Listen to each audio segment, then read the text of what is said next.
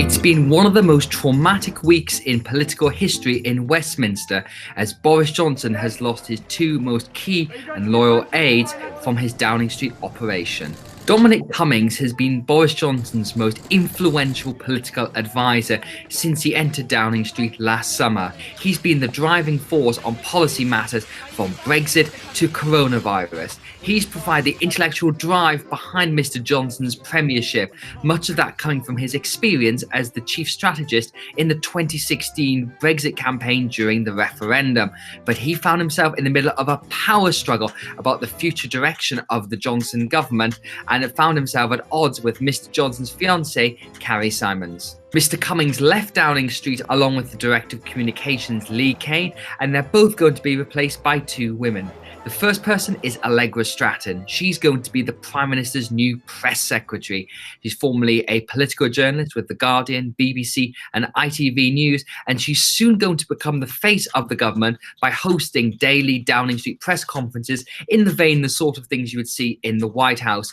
The other key individual here is Munira Mirza. She's the head of the Downing Street Policy Unit, and in the vacuum created by Mr. Cummings' departure, she's likely to step in to make sure that the government doesn't let its levelling up agenda get set aside or forget about those first-time Tory voters in the north of England.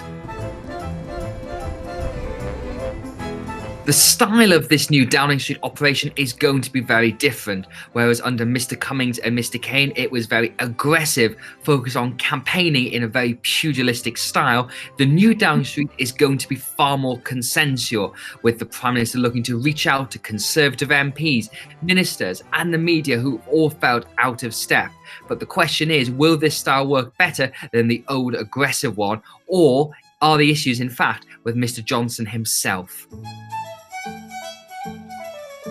The biggest challenge for Boris Johnson now, after losing two of his closest advisors, is to get his government back on track. His first year in office hasn't quite gone to plan, thanks to the coronavirus pandemic. What he needs to show now is that he has a route out of further lockdowns, he can get on top of the UK's ailing test and trace system while pushing forward vaccines, and then returning to his domestic agenda.